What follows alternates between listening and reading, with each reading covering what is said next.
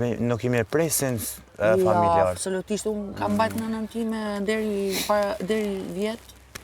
Mbarova shkollën, mora mami në shtëpi. Është gjallë? Kujdesa ata, po. Gjë shumë e smur, është karrocë, po. Inshallah veç kash. Nuk e thash do lë të gjitha dhe do merre me mamën. Unë për atë i jap jetën. Për mua s'ka kuptim jeta. Unë i them, si i them se e kam moshë madhe, se unë jam goca me vogël. Dhe sa troj dhe unë.